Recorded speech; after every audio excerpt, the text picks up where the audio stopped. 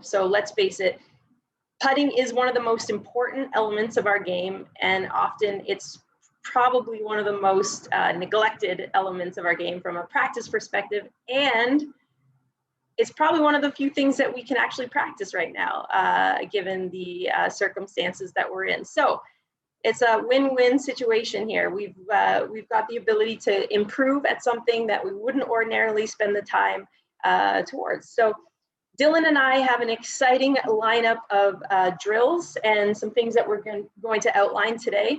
But first, I want to open up the floor to any comments, questions, any perhaps some clarity from last session for those of you who were in our first PuttOUT session. Please feel free to just pop your questions into the chat or unmute yourself. Any questions at all? In our first session, we outlined 3 different drills, 3 sort of starting points to get you started. So as a review of those drills, we did the PuttOUT challenge. That was the last sort of fun one. That means starting from 1 foot and moving your way back all the way to 6. And then with the micro hole exposed. So for those of you that have the PuttOUT, we did discuss the utilization of this little device. And of course, the PuttOUT challenge requires that this little micro hole is exposed. So we also did the perfect putt, which is 5 feet with the micro hole popped in. So this is a nice smooth flush surface. And that was simply just putting up the ramp and allowing the ball to come back, and then being aware of how far the ball was traveling on your way back. Of course, the distance that it came off the ramp towards you again is the distance that it would have gone past the hole, or the speed that it would have had going beyond the hole had it not hit the cup. Okay, now it's important to stress that, you know, I had mentioned the first session that, of course, this is the size of the regulation hole, and this is the one that we're primarily focused on.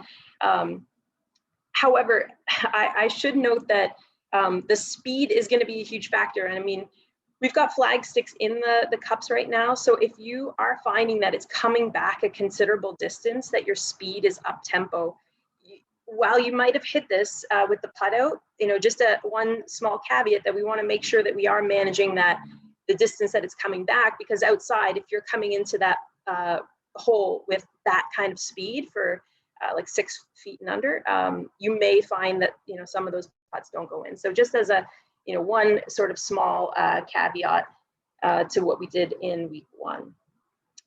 Today, we're going to talk about starting line. So starting line, this is something that we discussed for those of you who were on our Wednesday Golf Talk Live session. Starting line is the line that the putt initially takes off the face, and let's say for the first 1.5 feet. Okay, so throughout our coaching sessions and lessons and, you know, all the fun stuff that we offer at the club, you've probably heard us talk about the importance of, you know, lining the ball up and having a pre-putt routine.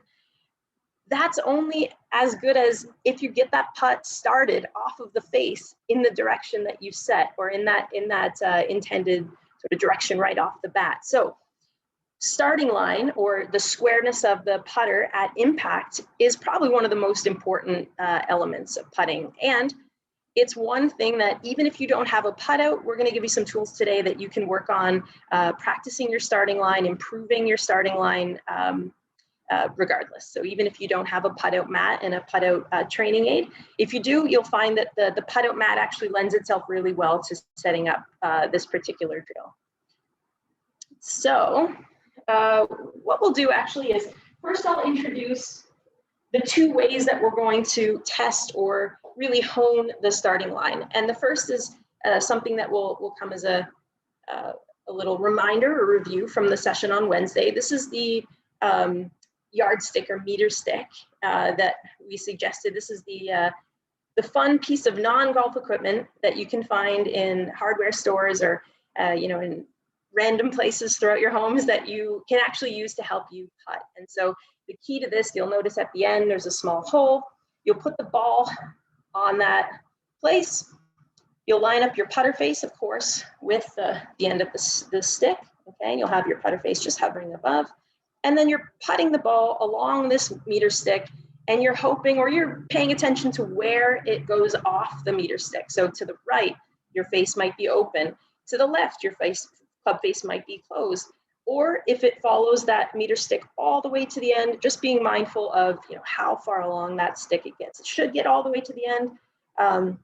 And I've seen some of our resident touring professionals, Selena and Elizabeth. I've definitely seen them out on the putting green with things like this. Just giving them extra reinforcement that they're starting out on the right line. So if it's good enough for them, it's good enough for me, I would say as well. So the second piece in terms of getting your starting line, and I'm just going to angle this down here, is actually just with 2 tees or 4 golf tees. So now you'll see here on my mat, I've got 4 golf tees. Now I'm going to set this ball up just at the 5-foot mark.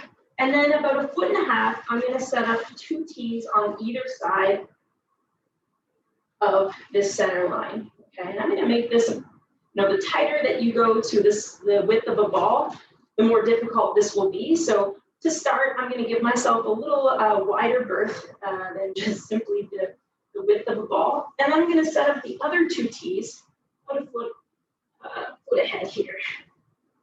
Okay, so now I've got 2 gates. So essentially 1.5 feet in front of the ball. That's to simply emphasize if you're getting that ball starting on the intended line. And now it gives you some feedback. Again, if you are, and I'll show you here, if for instance, you're starting this to the left, you can see that it completely wipes out the tees and you get that instant feedback.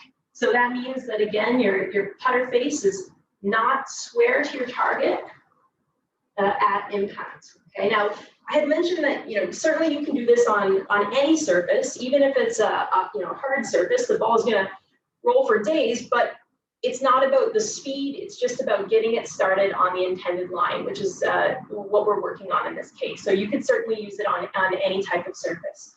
The PuttOUT mat itself does lend itself well to this because you can say for certain that it's equally distributed on either side. And provided that your floor is level, this should give you sort of a great, just centering reinforcement. For Bev and Ron, I know you mentioned that your floor is sloped.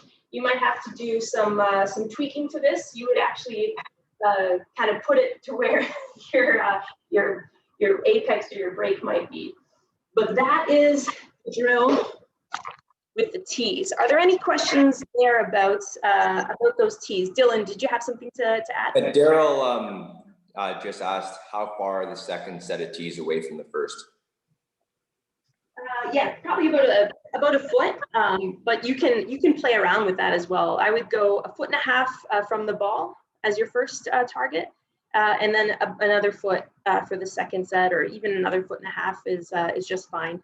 You really can start with just the first gate. If you find that the second gate is too much, start with the first gate and then ladder yourself up with the second gate as well. And then a question about the tees. So the tees, of course, the only thing we're trying to do here is we're trying to get the ball to go through the tees. So, I mean, if you give yourself a nice, wide field goal range, I mean, that's a good place to start, but certainly you can tighten that up and that'll just increase the difficulty. So, if you want to start with a little wider than the golf ball berth, that's great. It's going to be much easier for you to get that, to achieve that, and then narrow it in as you start to see success. You could add 3-4 different gates. You can do this out on the putting green as well when we get back out into the golf season by simply putting these tees, on your intended line and just trying to make sure that you are hitting those gates.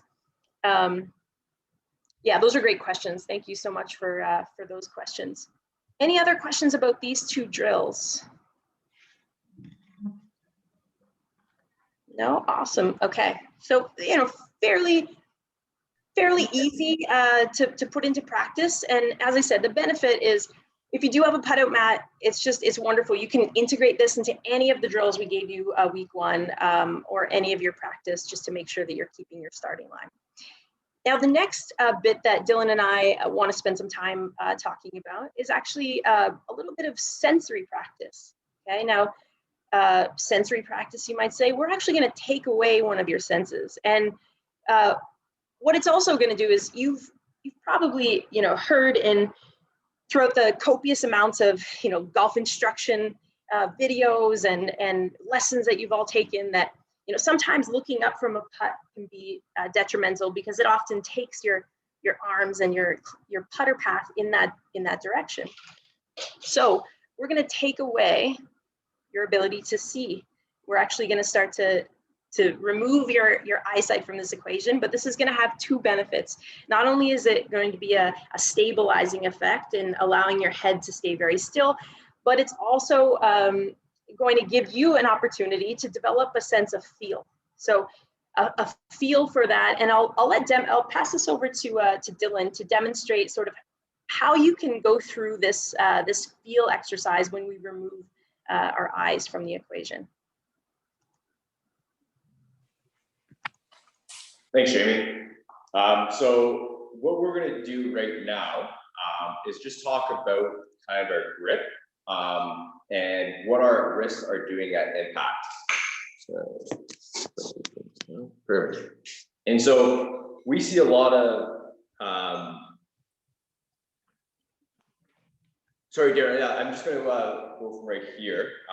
But when we're going to go right now, what we're doing with our wrists is that we're trying to keep our shoulders square from up here, as well as our wrists not turning as much. So what we can do at home without even a golf ball is just have our left arm and really just kind of feel that when we're coming down, there's not a lot of wrist movement. And when we have a wrist movement, we tend to see that putter face open or the bottom edge hitting the top of the golf ball right there. So that's kind of the two things that we kind of can work on with our putting stroke, is just keeping that left arm straight. Something we can do is getting that yardstick, the driving rod, and putting it on your left arm as well, and trying to keep that left wrist square right there.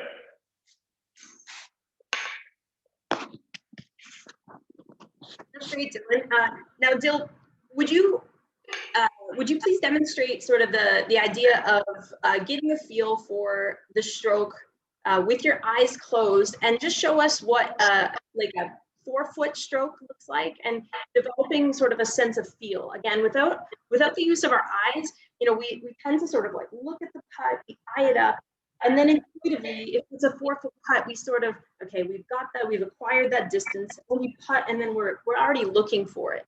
And what I'd like everyone to do is really get this feeling of, okay, what does it feel like to make a 4-foot putt, an 8-foot putt, a lag putt? What does it feel like in our body? And trying to get that, sort of that tie between our brain and the way that our body is moving. So, Dill, would you mind just demonstrating for everyone sort of what the three sort of progressive, a short putt, a mid-range putt, and then a long putt look like with your eyes closed?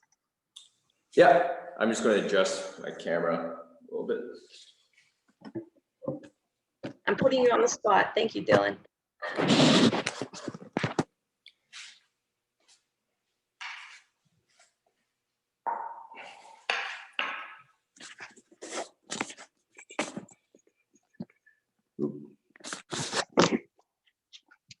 So with this right here, we're going to go a little old school right here. We're going to watch the putter and see where my feet are.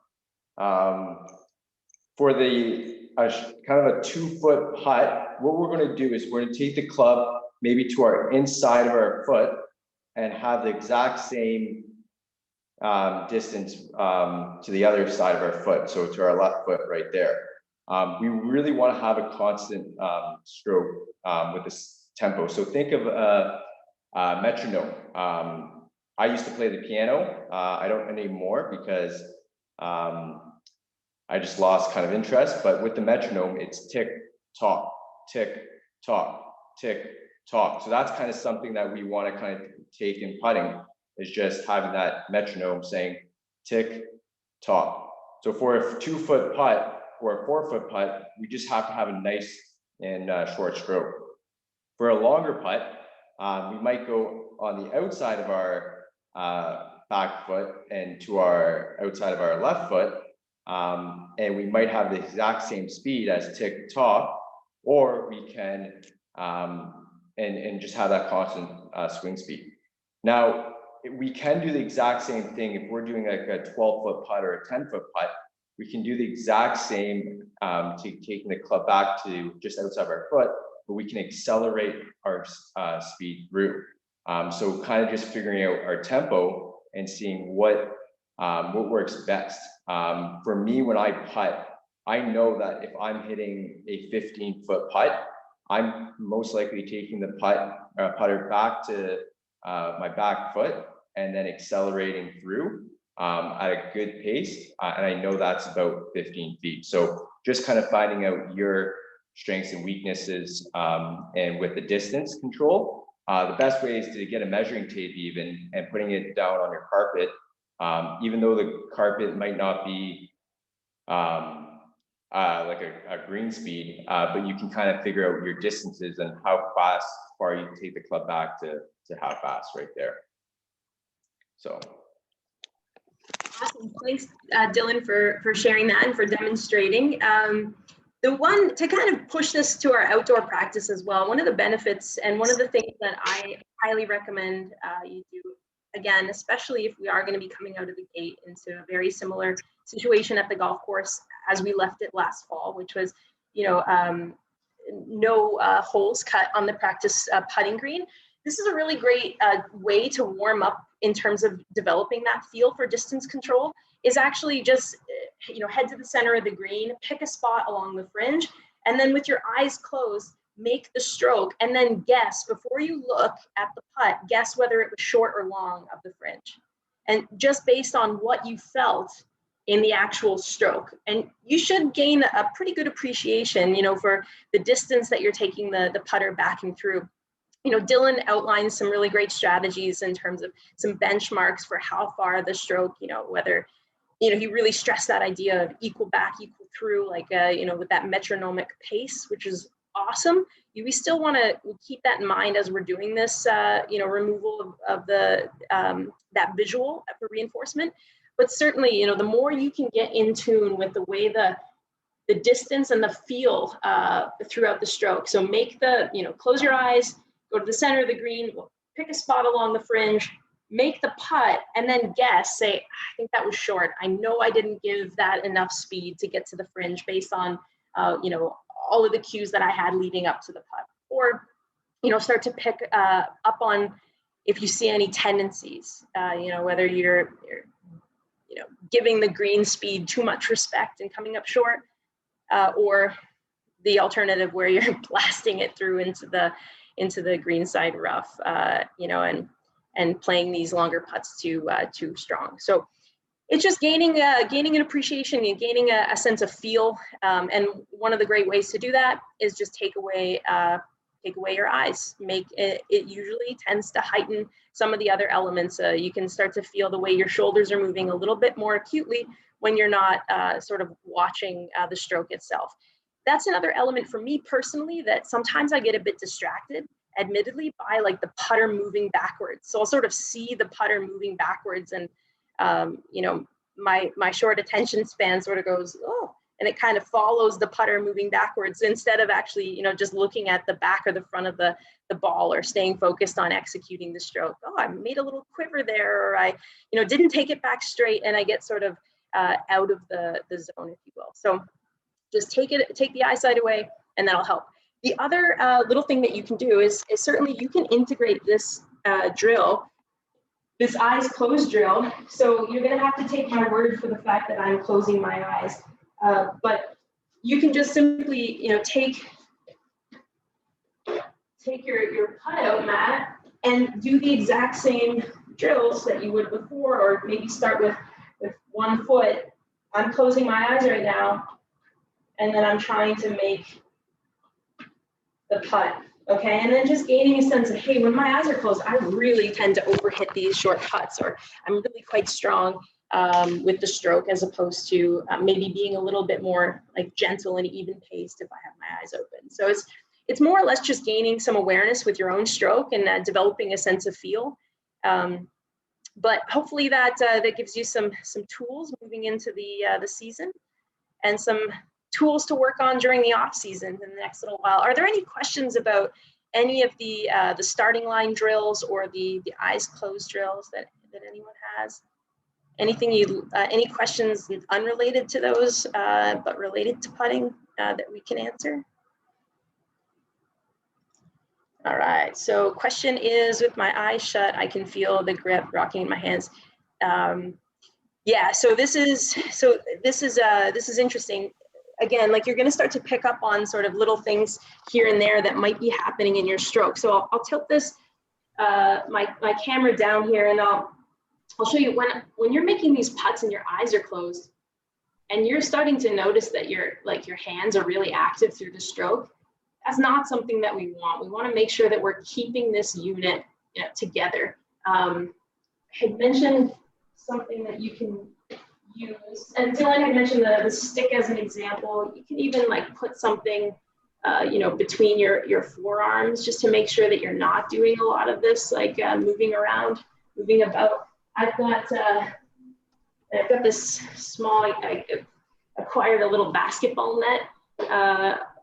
Of course I did, over the break here. And so, just putting that little, that's right, yeah. So good question about the rocking of the shoulders. We want to make sure that as you're completing the stroke, that the shoulders are going, and hopefully you'll be able to see this, they're going up and down as opposed to around. So, we talk about rotation in almost every other context, but of course in putting, we want to keep these lines straight. So we want this to be more of a rocking motion. So you won't ever see sort of rotation of the body throughout this. So this is definitely an element of rocking up and down. I just thought of this now, but I'm not sure if this is a good idea or not, a silly idea. But if you you're all on Zoom right now. So if you just go into a random Zoom call sometime on your own, you don't need to have any other participants. And what it does is it gives you that sort of like face-on feedback. So it creates like a little mirror, like even just watching myself, like how many times do we have an opportunity to actually see ourselves performing a motion, especially out on the golf course? We don't. And that's one of the things that really is a sticking point for a lot of golfers, is that we can't see ourselves. So, here we are using the technology that we're all currently enjoying, and I can like start to see, oh man, like I need to change, X, Y, Z in terms of my own pieces of improvement. So yeah, thank you for those questions. So questions about marking the ball and drawing, and i.e. drawing a line. Yeah, so I'm a huge proponent, because I think we need to know, we need to have an idea of basically of reinforcing that line. So not only I think there was a question about sort of lining up. So I'll talk very quickly about sort of the whole element that encompasses sort of the lining up process. 100%, if most of your golf balls, I would say, hopefully you can see the line, and it actually has arrows. This is a Callaway Chrome softball, and it's actually a Truvis, which means it has these red spots on it. With the arrows and with that line, this is how I establish my line. Sometimes I will reinforce that with a little Sharpie mark, and you can buy tools, that'll set over top of the ball that you can kind of make sure that it's pretty good. I tend to just extend this line a little bit, and then I'll always be a huge fan, and I will always encourage everyone to get behind the golf ball. So, even if you can't get low to the ground, as long as you're facing your target, with both eyes facing forward, just the way that we're built as humans, we're looking this way. We're not just using our periphery and just one eye out of the corner of the eye. So we're best when we're facing straight on. That's when we have our best ability to take proper aim and to account for all of the slope. So 100%, if you are not in, in the practice of sort of lining up your ball before you putt, I would definitely say it's something that you can incorporate into your routine, quite quickly. It doesn't need to be something that's slowing down your pace of play, but that you're doing each and every time. That will help and improve with that starting line as well. Something fun, if you are looking for another element to practice, is actually take a Sharpie and you're going to draw that line. So wherever that word Chrome Soft is or whatever's on your ball, important to note that it's not the manufacturer's stamp. It's usually on the other side of the golf ball, okay? And what you're gonna do is you're gonna take a Sharpie and you're gonna draw it all the way along. So let's say this is the equator, where that is, and we're gonna color in the top half with all in solid color. So whatever the color of that marker is. And so I'm gonna have one half of the golf ball colored in and the other golf ball white. Now, when you plop this ball down on the ground and you line that up, when you putt this, okay, you're gonna see quite quickly if it's starting on line, because it's gonna start to look like the ball is wobbling. It's gonna show you with that half of the golf ball. And again, right now, we should be mostly putting on pretty level surfaces. So this is gonna show you that it's not the line. This is something that is technical, that you can work on, just making sure that it's coming off the face of that putter nice and smoothly and nice and square. So there's training aids. You can certainly go on to, we'd be happy to order them for you. There's lots of different balls you can get that are these, but I would suggest, like, save yourself the time and the money and just like grab a Sharpie and just draw and fill in, just color in half a golf ball. And, it's a really cool little tool and it's great at home. So I hope that answers your question about sort of marking it. I had a question about thoughts on looking at the hole rather than the ball. That is a great question, because I'm sure for those of you who recall Jordan Spieth, several years ago, certainly when he was playing some better golf than he has been of late, he was using a philosophy where for short putts, he was actually looking at the hole the entire time.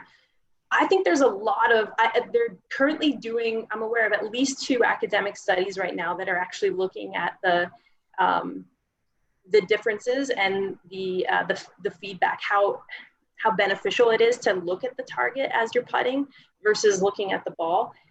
I think it can have a real benefit in practice. And if you find that you're putting better, when you practice and you're looking at the hole. So the idea would be, you get yourself lined up, you still go through the same process, but then, rather than just keeping your head sort of fixed to one spot, which is down at the ground, that you actually are keeping your head fixed on the target. Now, it's important that at no time throughout the stroke, I'm moving my head and, it's getting set and that's where it is. And then I'm completing the stroke.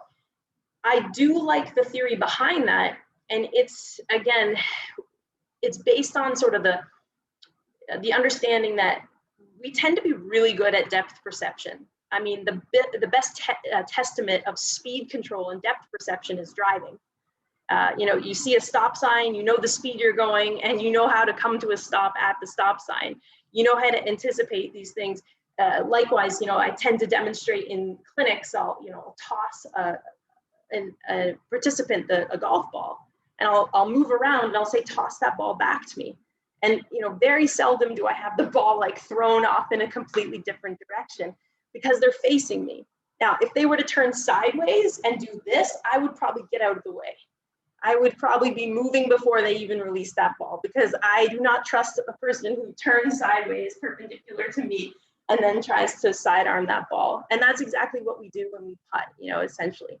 So this is a long way of answering your question. I think that there's definitely like some merit to practicing, to integrating a little bit of that, like look at the hole in practice. If you find that you're an absolute sharp shooter and you have like laser beam accuracy with distance, then why not? Then absolutely start to integrate that into your putting. If you find that that's something that works for you, yeah, 100% do it. Even if your friends or your colleagues are not doing it, that's okay. You'll like it when you shoot lower scores and make more putts. So, and they probably will start doing it themselves if that's the case. So, whatever gives you confidence. But I would say, no matter what you decide on, make sure that when the actual stroke is being performed, you know, we want to keep certain things fixed. We don't want there to be a lot of movement. And the reason for that is unlike the swing, where that's a dynamic motion that's happening quite quickly, this is something where it's all precision. It's 1 degree of difference in your club face. For an iron shot means that you're missing your intended target by 5 yards, or by two yards per degree of openness. So you're still hitting a green, you're still quite close to the target. If you're open in your putter face by a degree, that's like a difference of like 3 or 4 inches. Now you're missing the hole. So these are very, very specific thresholds when we've got the short stick in our hands. So hopefully that answers the question. There is a comment that I've seen pros line up the line on the ball with their shaft. Sorry, I'm not following. Margaret, do you want to unmute yourself and just maybe elaborate on that? Or yeah, they've already chosen their line, and they put the line of the ball that's on the ball with the line that they want to putt, and then they go behind it, sort of crouch down, and put the shaft on the, I'm assuming, the line that they want to go, that they're wanting to see that they're lined up properly, because the shaft would give them a longer view of where the ball is going to go. Is that what they're trying to look at?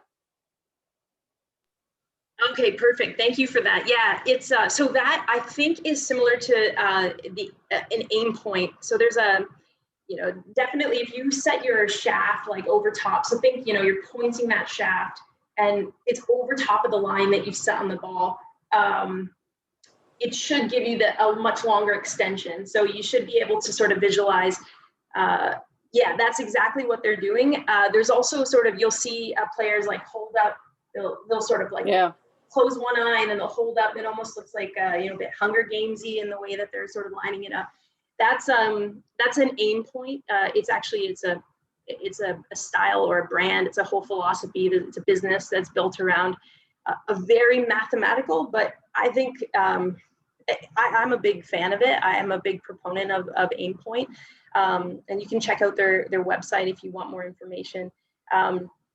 Essentially, they're looking at the degrees of break to either side of the cup, and they're looking at high points, low points, etc. Now, I will say as a caveat to that, I mean, the number one most important priority is pace of play. I would say, just for the enjoyment of your game as well as everyone else's. So, I mean, while some of the stuff I've seen folks plumb bob and do all that, if you are going to line up, some of these things I would say start to introduce while other players, if you can, in a kind and respectful fashion, start to do these things like while other players in your group are already finishing out, like just to make sure that, well, Jamie said in the PuttOUT session, you should be doing 3 extra things, and then all of a sudden our pace of play goes through the roof next summer. I'm going to send that with a giant asterisk that I want you to try to incorporate these things, in a way that it's not adding additional time to your rounds, and that also that you can make it repeatable. It just sort of confirms them that the actual the line that the ball is going to take, that it's actually correct. That's right. Yeah, absolutely. And you'll see a lot of players, use their caddies. Now, again, like a second set of eyes is always going to be just a nice, like reinforcing set of eyes as well. So, anything that you can do, I'd say one of the most important elements is what they might be doing there is they've set the line. They've already thought about it. They do that little trick, or their caddy says, you're good to go, bombs away. It's that confidence. So a putt rolled with that like sense of confidence is always going to be a better putt than a putt where you're sort of super apprehensive and, unsure. So yeah, absolutely, Margaret. That's a great call there. Thank you. Any other questions? Why do players and caddies stand in front of the ball with the stance? Oh, so that's another aim point thing. So the question is, let's say I'll angle this down. So you'll sometimes see, hopefully you'll be watching the LPGA event this weekend.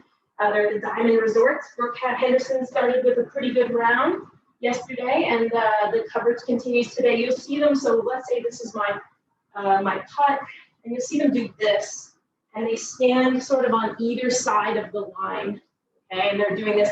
What they're doing is, and of course, one very big thing is you cannot touch your line, but what they're doing is they're trying to get a feel for their feet, okay? So one of the most, kind of the coolest elements is that we all know this because we finish around a golf or we finish an activity and our feet are probably a little bit bigger than they were when they started, okay? And that's water. So that kind of that feel is going to be what we're using to actually get a feel for the break. So if you're struggling to get a sense of break, feel it in your feet. So they're going to feel, okay, my left foot feels like it's a little lower than my right foot, or I feel like there's a little bit of an angle. And they're actually using, again, not visual, but they're using that sensory of sort of how they're feeling it in their feet. So you'll notice, you know, if you're on a daily walk, just pick up a piece of ground and then just kind of go, okay, is my left foot higher? Is this even ground? There might be the case that it feels totally even, or one foot might be lower than the other, and just get a sense for this. So that's essentially what they're doing. This is also wrapped up in part of the sort of aim point philosophies. Yeah, these are great questions. Another question is, do you see the ball entering the hole from above or below the hole? That kind of depends on the amount of break. Like, for instance, if I'm seeing a right to left break, you know, I'm making sure that I want it coming in from the right side. If it's straight, I'm going for the center of the cup. But I would, to that point, I mean, I would always say, like, I would always suggest to everyone that you, on very rare occasions, like only when you see extreme amounts of break, would I suggest you aim outside of the cup. So if we start, and I'll grab my little putting cup to demonstrate.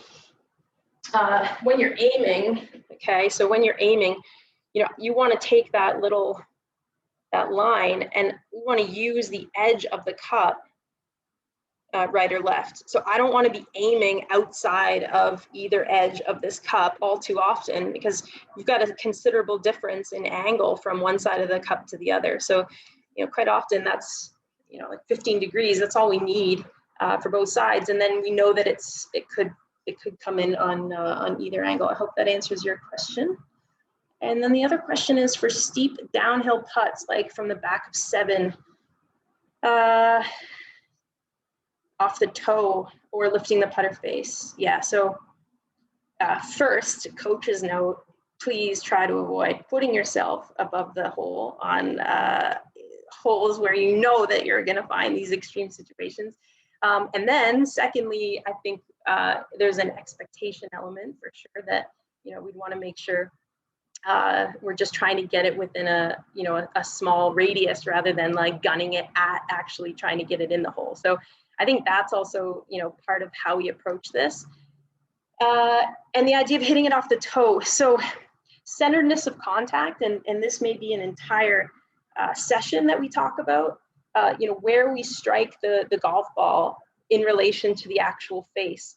So for consistent pure putts, they're going to be struck in the center of this putter face, and that's going to be, you know, roughly in the center of this. And most of you will have an indicator on your putters, on the top of your putters, whether it's a line or some kind of like little indicator on the top of your putter when you're looking down at where the sweet spot is or where the center of the face is. Now, when you're making a stroke, you know, it's pretty indiscernible to the naked eye where you're actually striking the ball on the face. I mean, we hope that it's the center, but sometimes it's not. So if you ever find that you feel like the distance the distance of your stroke and the pace, everything was perfect for, let's say, an 8-foot putt, and you've been practicing, you know, what we've been talking about today, and you're like, all right, well, how come that came up short? Probably was hit off the toe or towards the toe, and it dampened or actually softened. And that's where that philosophy comes from, which is if you're on a real extreme, downhill, you need this ball to stop, but you still need to give it enough that it moves. You just hit it towards the toe, and it kind of dampens or softens the amount that the ball will roll. So it's kind of taking that thing that we normally don't want and just like using it to our benefit, and actually like just trying to soften up or or dull the contact. So if you hit putts towards the toe or to the heel, you're not going to see that ball. It's not going to be as consistent in the distance and in the type of roll you get as if you hit it in the center of the face. I hope that answers your question, Wendy. Thank you for that question as well. And then the last question I think that I'll take today is thoughts on the forward press. So there's a lot of forward press curiosity in this group. This is the second question about the forward press. I love it. I will say, again, I think I'm going to answer this very similar to how I answered the first time around, in that, you know, if you're doing something that's actually, you know, changing the lie angle of the putter. So if you're doing this, you know, where you're actually really de-lofting the putter, then no, I don't love it. However, if you're doing it in a very subtle way, I sort of have a bit of a forward press myself. Phil Mickelson, a lot of golfers do. It's almost as if it's like a trigger. So it's kind of the initiating sort of movement that starts the backswing, or starts the motion of the stroke. So, you know, definitely, as long as this putter is not having like any serious influence, because again, if we're creating a negative angle, putters are generally at about 3 degrees of loft. So there is a little bit of loft here. We're going to see very different inconsistent outcomes if at one point we're adding loft and the other time we're pressing. Now, the one thing that I do like about forward presses a little bit, or having the hands slightly ahead of the putter head, is that I would say it's probably a little bit better to keep the hands up more ahead than it is to have the hands falling backwards, where we're actually adding loft and probably more detrimentally potentially hitting the top of this ball, like as we're actually, you know, completing a more upward angle of attack. So, you know, it's kind of a non-answer answer, but I kind of think, you know, to each your own. If it's a grip preference, you know, as long as you're not seeing a lot of hand and wrist action, I'm not one to say that something is, you know, good or bad just outright. There, I think there's a lot of gray, a lot of wiggle room. It also comes down to like what your stroke looks like, whether it's hurting you or helping you. So hopefully that gives you some clarity. Amazing. Well, thank you all so much for joining Dylan and I on this call this morning, and thank you for taking the time out of your day. Hopefully you've learned a few things and killed 45 minutes and had some fun with us while doing it. So we really appreciate you being here, and we'll look forward to seeing everyone again next week. So next week we can confirm next Wednesday, Golf Talk Live, 11 a.m. So same time as today. Of course, we're alternating. So for those who weren't in that call or didn't see the email, we're alternating 11 a.m. for Wednesdays and 5 p.m. To include you know, all the folks who can't join us during the daytime. So Wednesday, 11 a.m., 5 p.m. Next week is 11. And then the following Friday, so next Friday, 1 week today, we'll be right back here at 11 a.m. To talk more about putting and the PuttOUT system and all that fun stuff. So thank you so much for the questions as well. Those are awesome. And we'll look forward to seeing you next week. Have a great couple of days. Stay well.